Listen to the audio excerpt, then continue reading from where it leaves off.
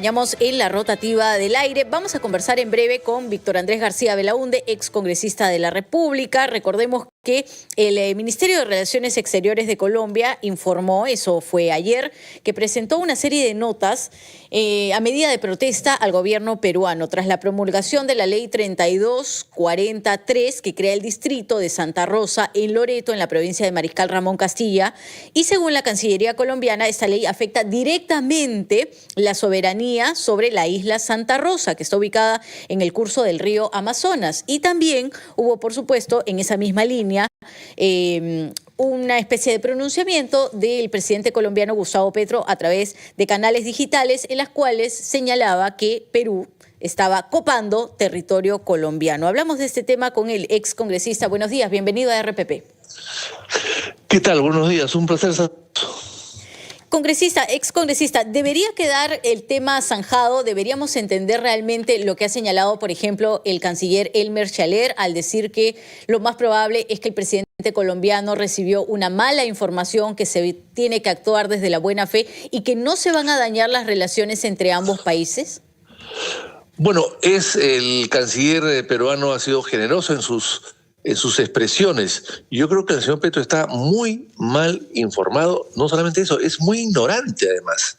No conoce la historia de las relaciones entre Perú y Colombia, que tienen muchos años, casi desde la independencia, y que hubo una discusión hace 100 años, en 1922, por establecer los límites, y el Perú fue muy generoso con Colombia.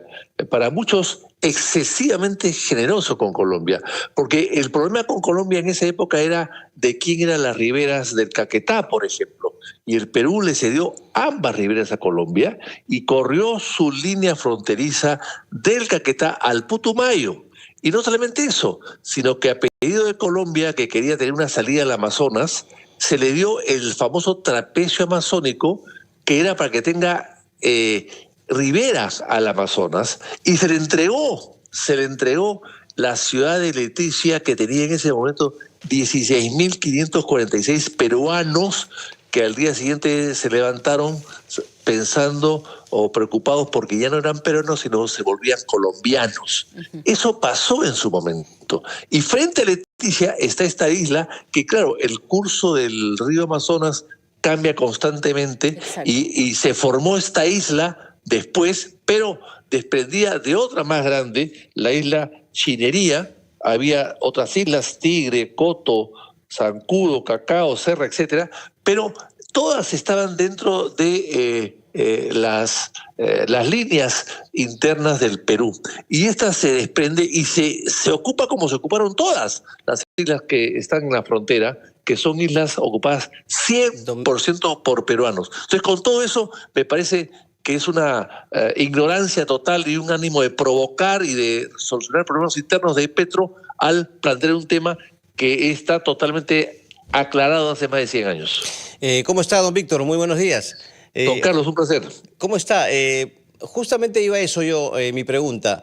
¿Usted considera que esta declaración del presidente de Colombia es una especie de cortina de humo ante la situación crítica en cuanto a su gestión que está viviendo justamente en su país, el señor Petro?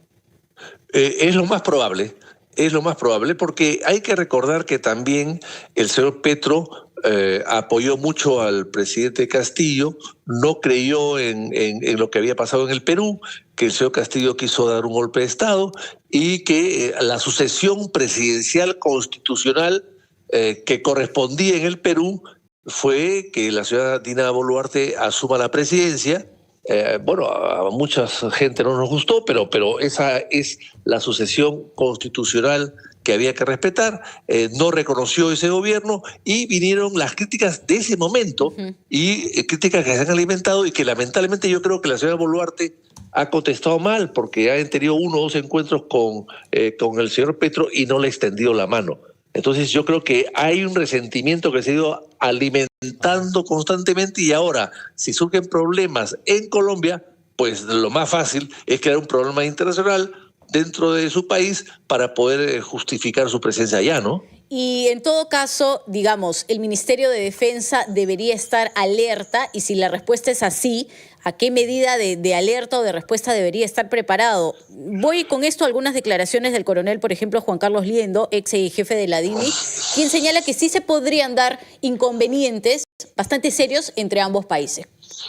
Bien, yo creo que esto no va a llegar a ese nivel. Conflicto. Lógicamente, las Fuerzas Armadas siempre tienen que estar alertas a cualquier cosa que pueda pasar para que afecte nuestra soberanía, evidentemente que sí.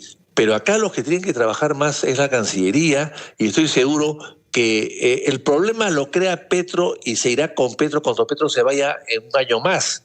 Y la presencia de la señora Boluarte también irrita a Colombia o irrita a Petro también. Entonces los dos se van a ir dentro de un año más o menos. De tal manera que yo creo que hay que tener la paciencia suficiente y la madurez para manejar esto de una manera seria y con mucha tranquilidad y muchos paños fríos para que los nuevos gobiernos nuestros de Colombia y Perú puedan reanudar una relación que hoy día no existe. Ahora, el ministro del Interior de Colombia ha dicho que si este problema no se soluciona, podría recurrirse al Tribunal de La Haya, a la Corte de La Haya, como ocurrió en el caso del diferendo marítimo Perú-Chile. ¿Usted ve viable esta posibilidad? ¿Le ve futuro? Bueno, si las cosas no se solucionan dentro de las buenas relaciones que siempre han existido con un país hermano como Colombia, evidentemente hay que hacer eso, de recurrir a La Haya. Que además Perú recurrió a La Haya por otro tema, con Chile lo sabemos, exacto, y Colombia también por un tema de una isla en el Atlántico con Nicaragua. Así que sí, se podría recurrir perfectamente bien, pero yo espero que no se llegue a más y que esto se arregle entre nuestras propias cancillerías. Claro, pero hay algunos investigadores, y esto lo digo ya desde el lado de Colombia, ¿no?, que vienen justamente haciendo los estudios en el Amazonas, y ellos señalan, algunos de ellos, que se está tratando un tema técnico y de naturaleza y que se viene advirtiendo hace mucho tiempo, además, como algo político.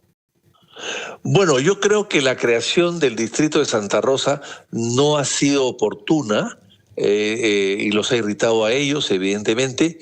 De la misma manera que la creación de esta región en Arica también afectó un poco, creó un poco de inquietud en el Perú, ¿no? Creo que no fue una decisión acertada. Pero, insisto, las cosas están muy claras, hay un tratado muy generoso, el Perú fue muy generoso, le decían a Leguía, al presidente Leguía Regalón en su momento, con el tema del Caquetá. El Perú le entregó a Colombia en el tratado del año 22 del siglo pasado 220.000 kilómetros cuadrados. Es mucho territorio y claro, le dio la posibilidad de una salida al Amazonas con la oposición de Brasil. Ojo, con la oposición de Brasil que no quería tener 3 países amazónicos de ribera amazónica, sino solamente 2, Perú y Brasil.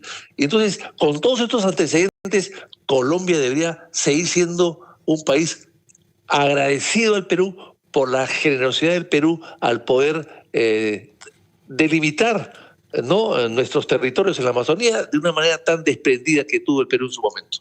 Don Víctor, una última pregunta de mi parte, permítame tocar un tema de carácter local. Mauricio Mulder y Jorge del Castillo, del APRA, han mostrado su interés en participar en una plancha presidencial para las próximas elecciones, ¿cierto? ¿Sí? ¿Qué pasa con usted? ¿Tiene también la intención de volver al Congreso de la República, ya sea como senador o diputado, creo que más que nada como senador, o hay otras aspiraciones mucho más grandes, diríamos así, de parte suya en su partido?